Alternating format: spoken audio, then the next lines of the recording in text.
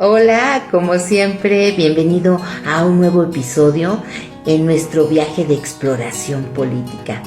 Hoy nos adentraremos en un tema que nos afecta a todos, ya sea pues en nuestra vida cotidiana, en el ámbito laboral o en la sociedad o en su conjunto, ¿no? Estamos a punto de explorar las características de una figura que a menudo tiene un impacto profundo en nuestro mundo.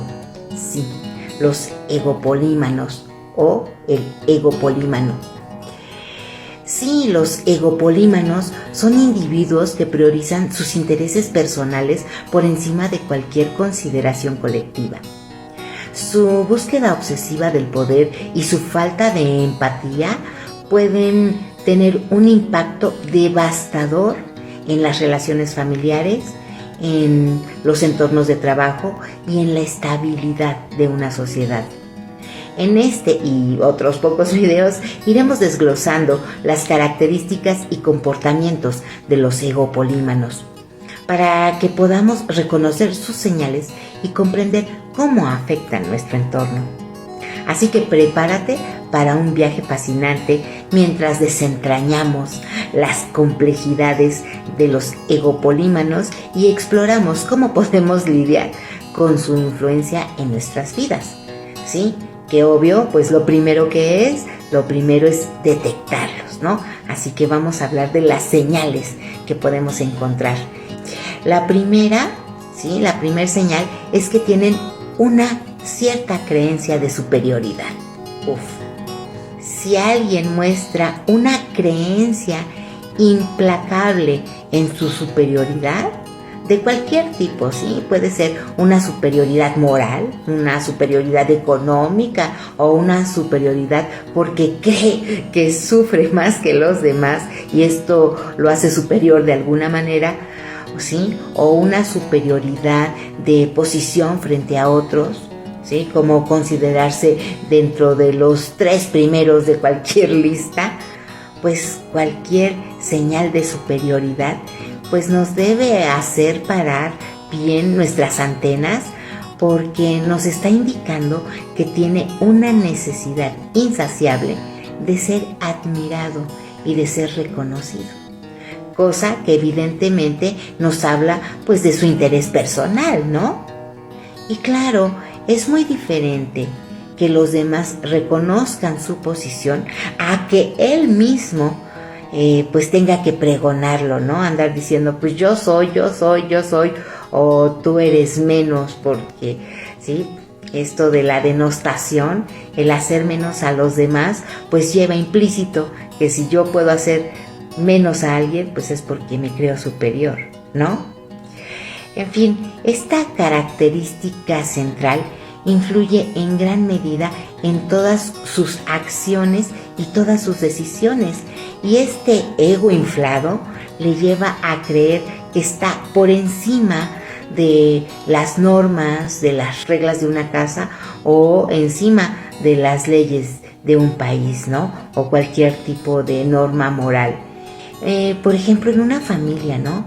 Imagina a un padre que pues constantemente desprecia las opiniones de sus hijos y toma decisiones sin consultarle a nadie, ¿sí? Este padre cree que pues sus ideas son siempre las mejores y que los demás no tienen la capacidad de entender las complejidades de la vida, ¿no? Y aun cuando los hijos intenten el diálogo, es más, aun cuando los escuche, pues termina haciendo su voluntad sin considerar las ideas o las propuestas de los demás, ¿sí? Esta actitud de superioridad puede llevar a conflictos graves y a una falta de comunicación efectiva. Sí, los demás integrantes de la familia pues suelen agachar la cabeza o definitivamente romper la relación, ¿no? Y por ejemplo también en una organización de trabajo, ¿no? En alguna empresa, pues imagina a un jefe impone, ¿sí? Sus decisiones también sin consultar a su equipo. creyendo que solo él tiene la visión y el conocimiento necesarios para sacar a flote la empresa. Y claro, esto socava la moral de los empleados y realmente es desalentador, ya que merma las ganas de colaborar y justo al hacer notar su superioridad, pues denosta a los demás, o peor, públicamente hace menos a los demás, ¿no? ¡Qué vergüenza! Eso es también otra característica, avergonzar enfrente de los demás. Y bueno, en una sociedad, un líder político egopolímano se considera como el único capaz de tomar decisiones por el bien de todos, sin importar las opiniones ni de los especialistas ni del pueblo. De hecho, considera a estos, ¿sí?, a los ciudadanos como mascotas. ¡Qué cosa!, ¿no?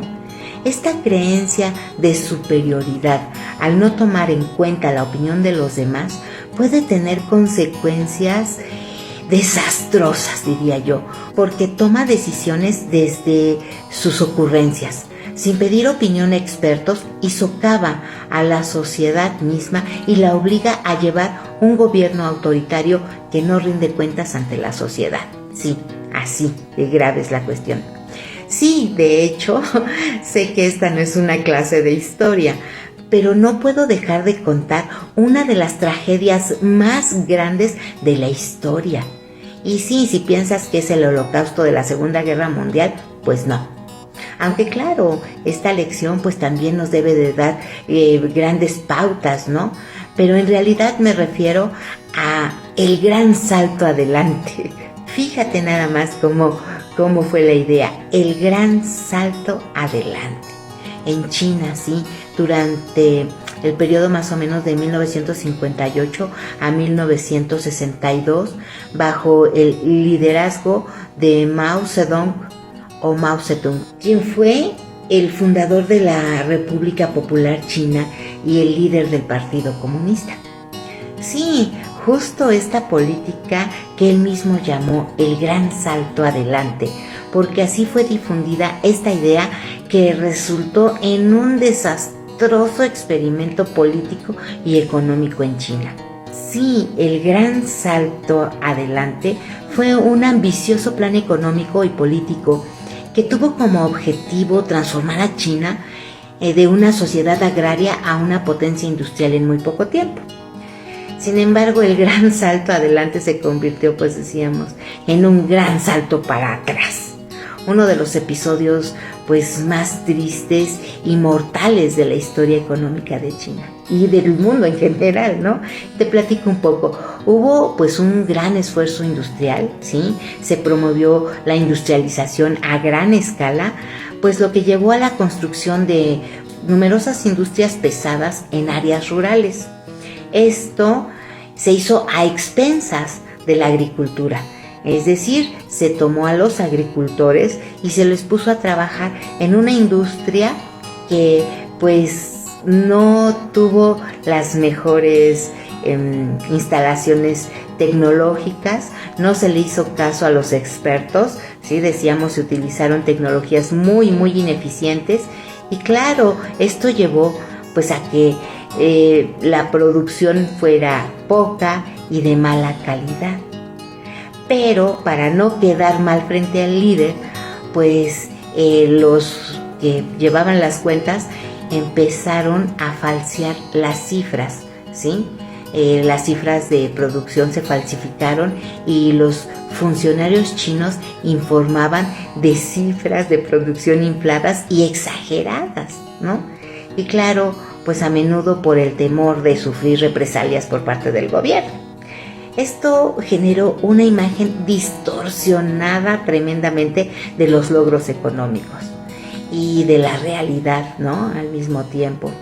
Y bueno, al momento de querer vender, ellos fabricaban acero, fueron muchas industrias donde se pensaba la producción de acero, que resultó un acero de muy mala calidad que nadie quiso comprar, ¿no? Y entonces, pues esto llevó a una hambruna masiva terrorífica, ¿no? Por un lado, se dejó de producir alimento, ¿sí? Los agricultores dejaron de producir alimento para producir prácticamente basura. Qué cosa tan espantosa, porque el acero, pues decíamos, no cumplió con la calidad y no sirvió para nada ni para nadie. Y esto, combinado con las movilizaciones masivas y, claro, forzadas a las supuestas comunas productivas, pues llevó a una hambruna catastrófica. Millones, pero de verdad millones de personas murieron de hambre durante ese periodo. Y claro, cosas más condenables, ¿no? Porque el poco grano que había, pues se tenía que cuidar para pagar ciertas deudas del gobierno. Entonces fue muy triste y muy, muy condenable como guardias de seguridad murieron de hambre por resguardar las puertas de los almacenes, ¿no?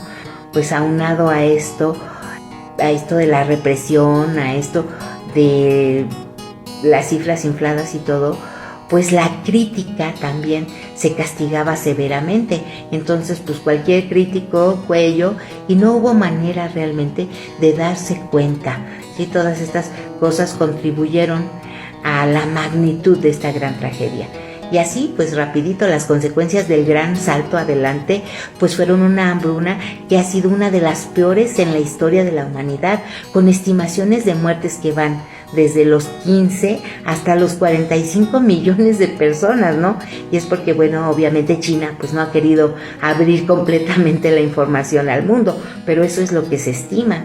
Y claro, sin considerar también los graves daños a la economía china. O sea, de repente tener millones de gentes trabajando que no se les podía pagar un salario y que no tenían que comer, ¿no?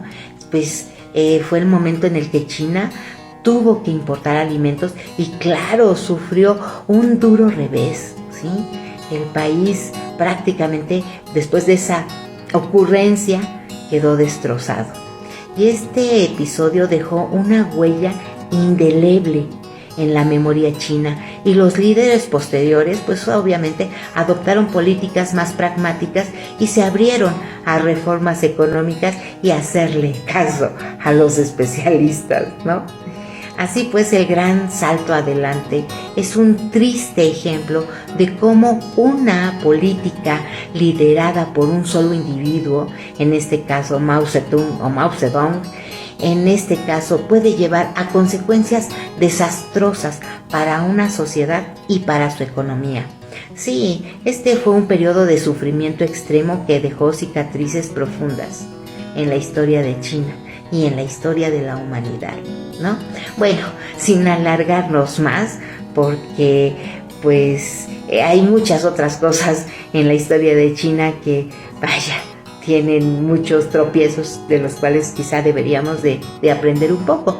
Pero bueno, con esto al menos te puedes dar cuenta cómo la creencia de superioridad de un egopolímano puede afectar negativamente las dinámicas de cualquier tipo de relación, de cualquier tipo de sociedad.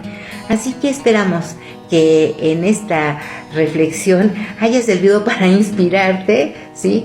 Haya servido pues para darte cuenta, porque es importante, insisto, que paremos nuestras antenas y estemos atentos a leer entre líneas. Y así pues hemos explorado la primera característica de un egopolímano, esa creencia de superioridad que puede llevar a desastrosas consecuencias. Pero bueno, aún hay más por descubrir, así que en nuestro próximo video adentrémonos en el tema de la exigencia de lealtad. Sí, wow, es la segunda característica que define a estos líderes egopolímanos. ¿Y qué sucede cuando no se aceptan ni se valoran diferentes puntos de vista y además se exige lealtad absoluta? Así que pues acompáñanos en el siguiente video para descubrirlo, y ya lo sabes, para cualquier duda, comentario o sugerencia, pues aquí estamos, con mucho gusto aquí estamos, e infinitas gracias por ser parte de esta conversación y hasta la próxima.